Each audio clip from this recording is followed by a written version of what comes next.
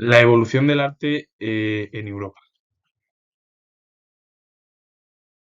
Marcel Duchamp fue artista y ajedrecista francés, especialmente conocido por su actividad artística. Su obra ejerció fuerte influencia en la evolución del dadaísmo. La obra es Fuente, que se publicó en 1917. Raymond Duchamp Villon fue escultor francés con la obra Magi de 1911. Jacques Villon fue pintor e impresor francés influido por el cubismo con la obra Composition de 1947. Figuras además son muy conocidas, sobre todo Duchamp, de las más destacadas no solo en Francia y en Europa, sino a nivel internacional del siglo XX. Y bueno, las dos también dejaron una huella eh, importante en el arte europeo y más allá de Europa. Louis Maillol fue pintor, grabador y escultor francés con la obra La acción encadenada. Jean-Léon Gérôme fue pintor y escultor francés que perteneció al estilo academicista, cuyas obras por lo general pues, son temas relacionados con lo histórico, lo mitológico, el orientalismo, los retratos y otros temas con los que lleva el academicismo tradicional a un clima artístico. La obra es La muerte de César de 1867. Villlois fue pintor francés, así como ilustrador perteneciente al grupo de los Nabis, con la obra The Flower Dress de 1891. Pierre Bonnard fue pintor, ilustrador y litógrafo francés que dedicó su talento a la publicidad y a la producción artística. La obra es El gato blanco de 1894. Maurice Denis fue pintor y escritor francés, miembro de los movimientos simbolismo y los Nabis. Sus teorías contribuyeron a la fundación del cubismo, fauvismo y el arte abstracto. El arte abstracto consiste al final en, pues, en que cualquier obra o cualquier cosa que no se ve en la realidad es todo lo contrario, es decir, es algo que se encuentra en la imaginación de cualquier ser humano. Porque al final, la realidad en sí, si tú, cualquiera que veamos un entorno al abstracto es algo que no existe físicamente, que no se ve a través del mundo de los sentidos, entonces es algo que ya es en el mundo imaginario.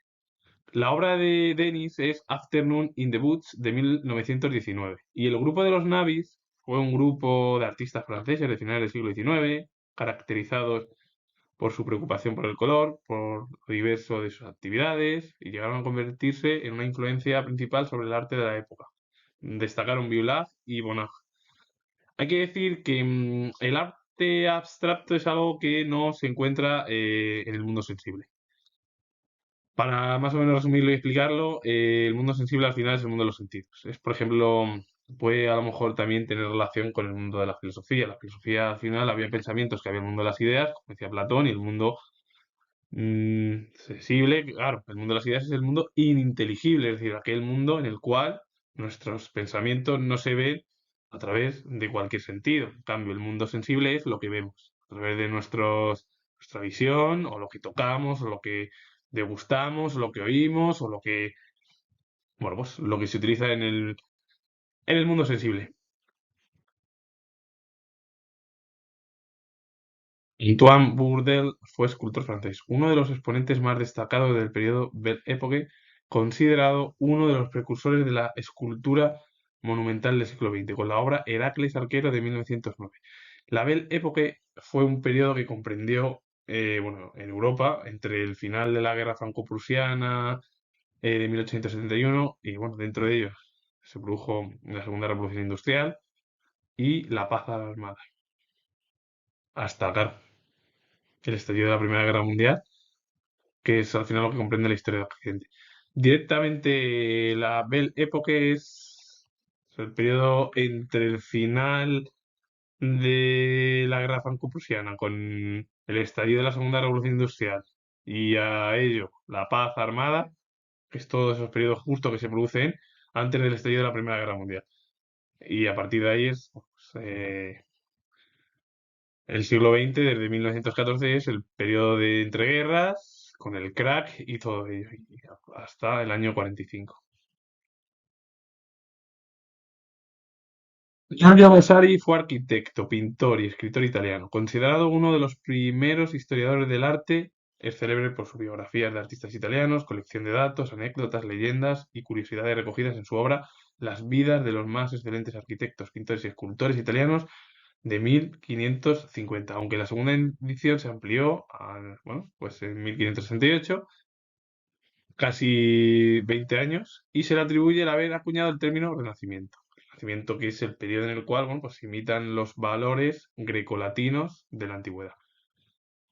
Y bueno, todas ellas son figuras, salvo una, que es del periodo además del siglo XV, del Renacimiento italiano.